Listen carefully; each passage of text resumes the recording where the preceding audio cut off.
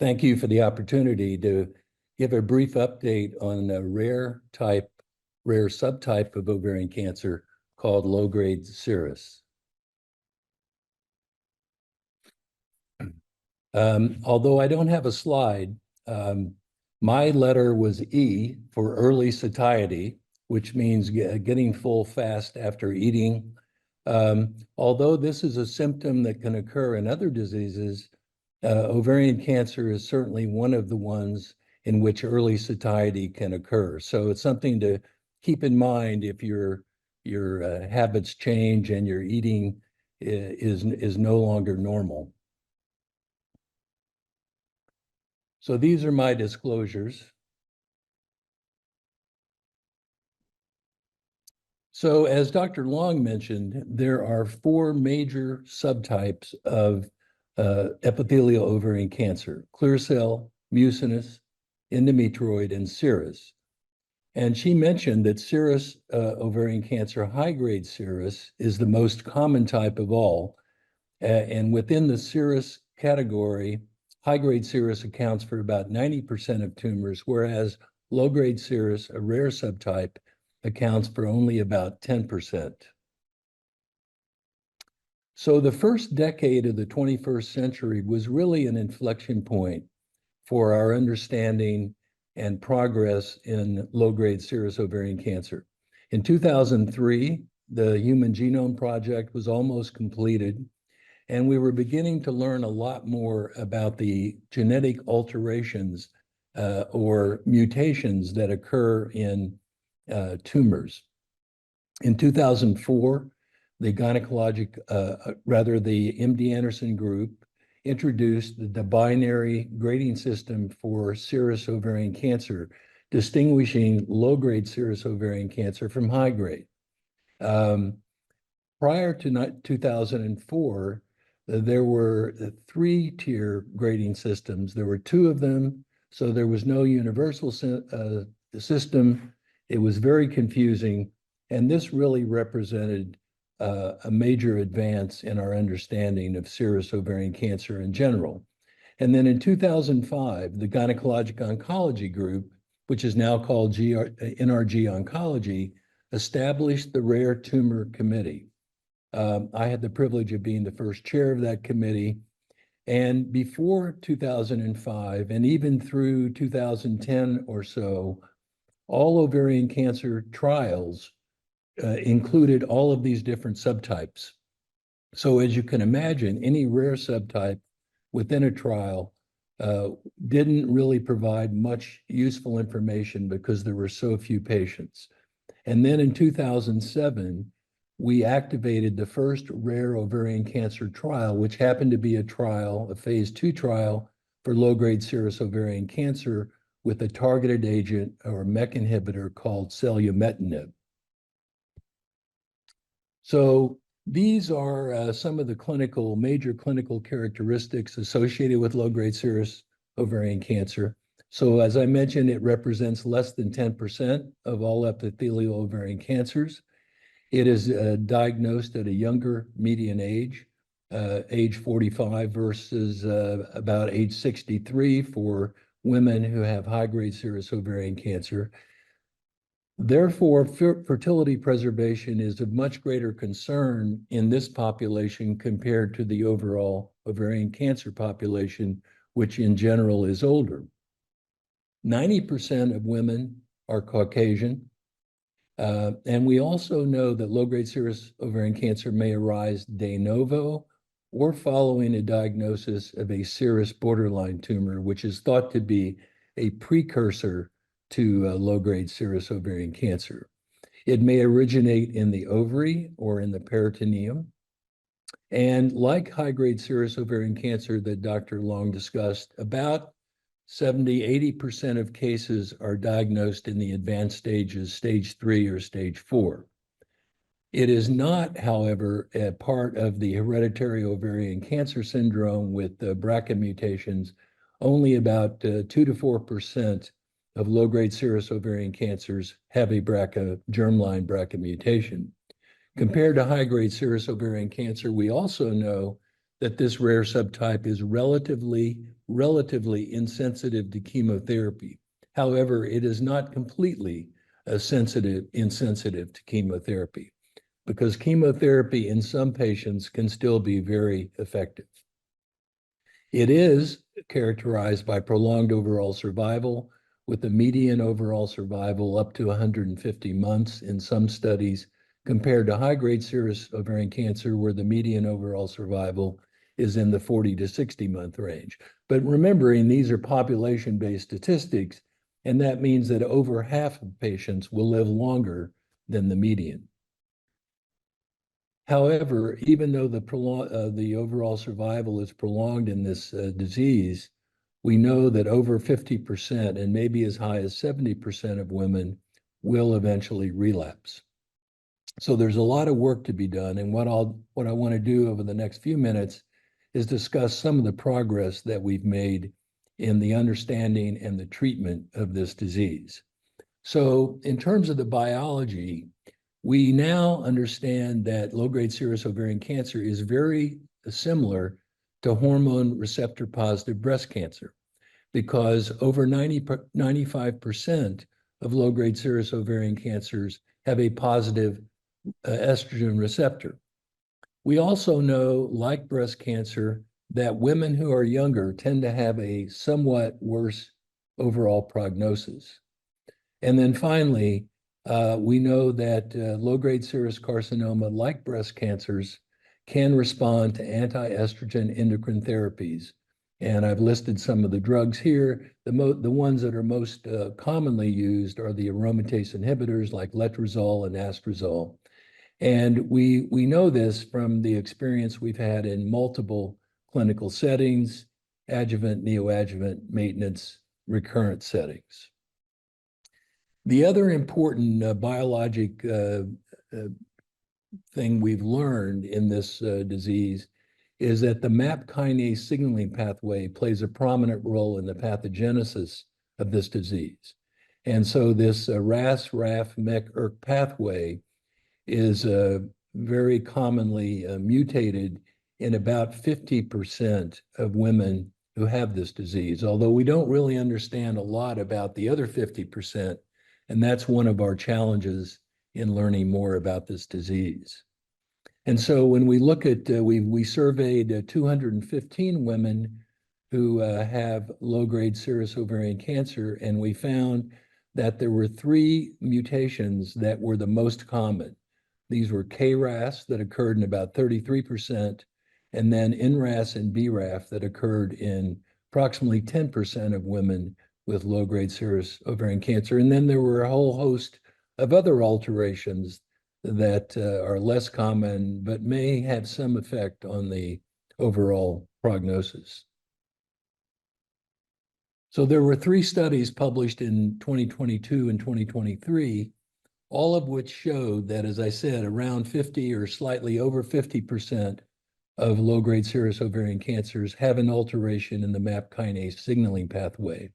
But on the right-hand side, right-hand column there, you can see that this is a prognostic factor, in that we've learned just very recently that women who have a mutation in this pathway tend to have a better prognosis. Again, though, this is a population-based statistic, and there are certainly exceptions to this rule. So these are some of the favorable prognostic factors for this rare ovarian cancer subtype. So age over 35 at the time of diagnosis. Of course, lower stages, patients with lower stage 1 or stage 2, have a better prognosis than stage 3 or 4. Dr. Long mentioned the importance of no gross residual disease at the completion of primary surgery, and that certainly is true of this disease as well. And then I also had previously mentioned the presence of a MAP kinase mutation does seem to be associated with a more favorable prognosis.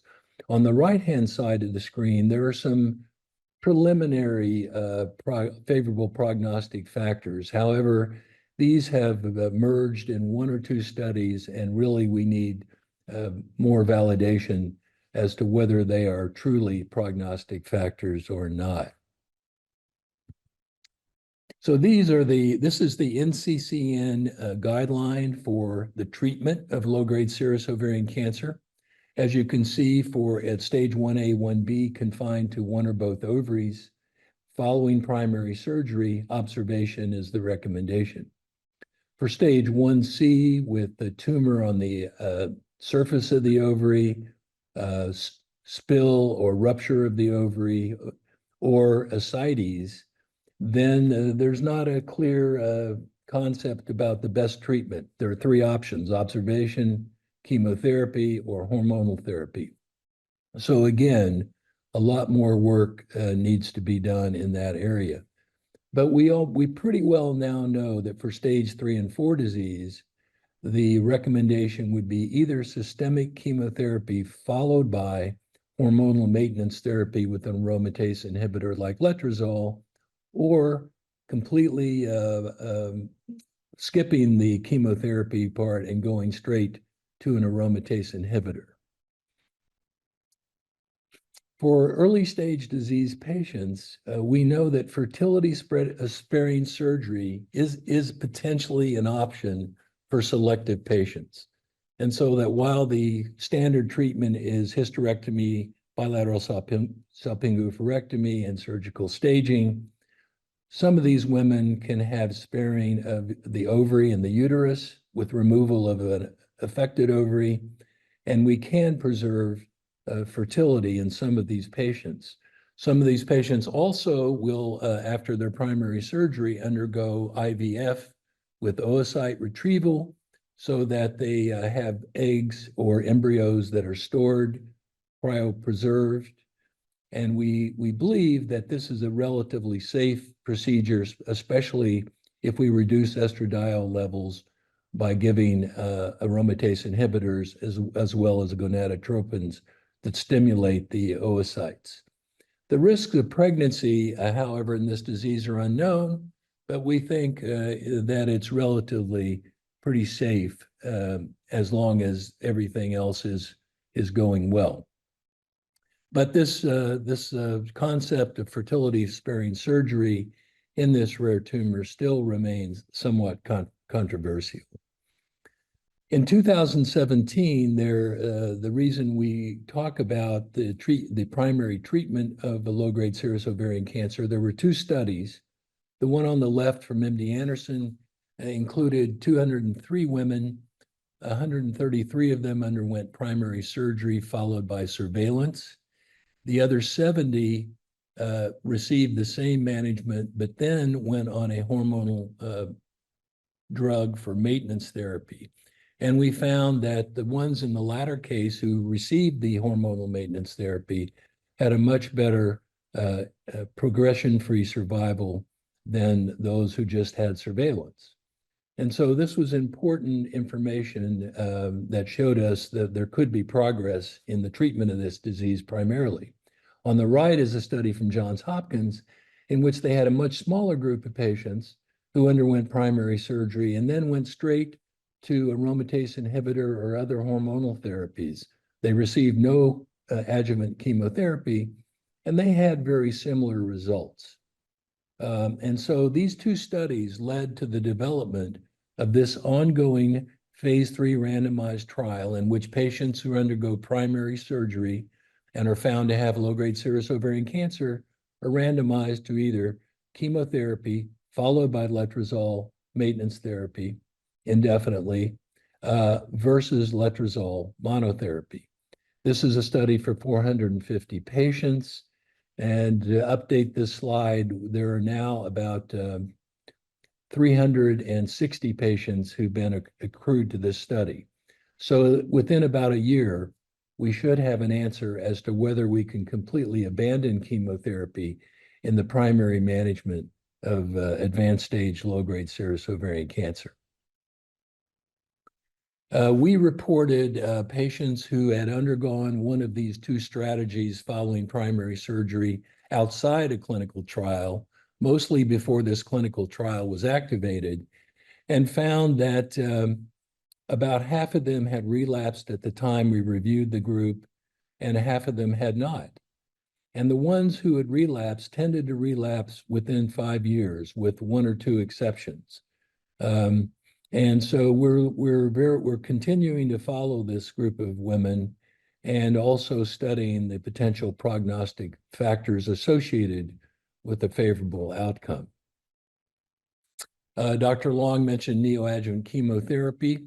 So even in low-grade serous ovarian cancer, neoadjuvant chemotherapy may be recommended. It's not the preferred approach, but there are a small proportion of women who may be candidates because they present with very extensive disease or comorbidities. The standard neoadjuvant chemotherapy is carboplatin paclitaxel. Sometimes we're able to add Avastin or bevacizumab. This is a decision that needs to be made by a gynecologic oncologist.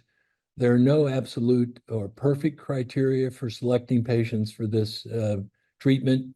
The only two we really have are imaging or a laparoscopic assessment. And two studies that were recently reported are showing us that there has been an increase in the use of neoadjuvant chemotherapy in low-grade serous ovarian cancer. So we really need to work to reverse this trend because it's better, we think it's preferable if we can still do surgery initially and then give systemic therapy. This was a innovative pilot trial that we at MD Anderson that used, instead of chemotherapy, because we knew that we weren't being very successful, the use of an anti-estrogen hormone fulvestrant plus a CDK4/6 inhibitor called abemaciclib, and patients received this prior to surgery. And what we found on the right there was that 60% of patients did respond to this novel therapy. On the left was our prior experience with chemotherapy. We found that only about 11% of women responded to this prior to undergoing interval debulking surgery. So this is a new strategy, and we are planning to pursue this in women who have by necessity the need for neoadjuvant treatment.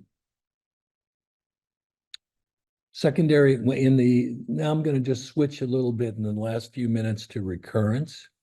So when a woman with low-grade serous ovarian cancer does recur, secondary cytoreductive surgery can be performed in selected patients, not all.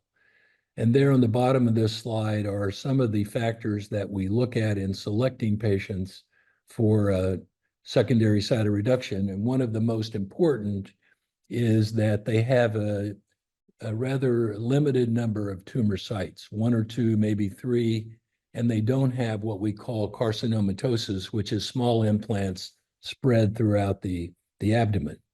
And there are other factors that are assessed when selecting women for secondary cytoreductive surgery. So it's an option, but it's not applicable for all women. These are some of the treatments that are available for women with recurrent low-grade serous ovarian cancer. On the left are the chemotherapy options. And again, as I've said, this disease is not as sensitive to chemotherapy as high-grade serous ovarian cancer, but it does not mean that it's completely insensitive. And some patients do respond very well. Many times we will combine bevacizumab with chemotherapy, and that will usually increase the response rate. On the right-hand side are the available endocrine therapies for recurrent low-grade serous ovarian cancer, the aromatase inhibitors, fulvestrant, tamoxifen, depolupron. And I've mentioned even in the recurrent setting, we sometimes can combine a CDK4/6 inhibitor with an endocrine treatment. But the main point to make here is these drugs are not yet FDA approved for ovarian cancer. They're only FDA approved for breast cancer. So it can be very challenging to obtain authorization for one of those drugs. This is an important trial that was reported a couple years ago at the SGO meeting for women with recurrent low-grade serous ovarian cancer. who received a letrozole plus one of the CDK4/6 inhibitors, ribociclib. With letrozole alone in the treatment of recurrent disease, we know the response rate is about 14%, and that's true in multiple studies that have been performed.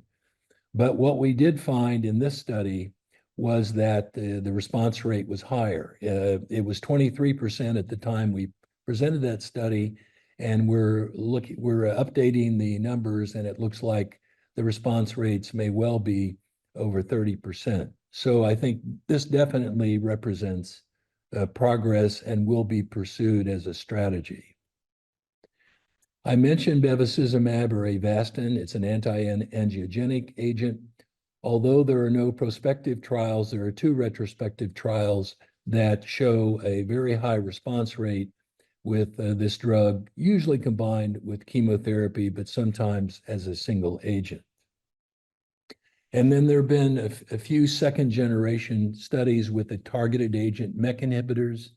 The Milo study randomized a MEK inhibitor, binimetinib, versus physician's choice of therapy. And this was actually a negative study. It did not show any improvement in progression-free survival compared to standard chemotherapy. But the other study that was a second-generation study was a positive study, and this compared the MEK inhibitor trametinib to one of these standard of care options on the right, letrozole, Doxil, weekly paclitaxel, tamoxifen, or topotecan. And this study did show improvement in median progression-free survival of 13 months versus 7.2 months, and the response rate was significantly higher, 26% versus 6%.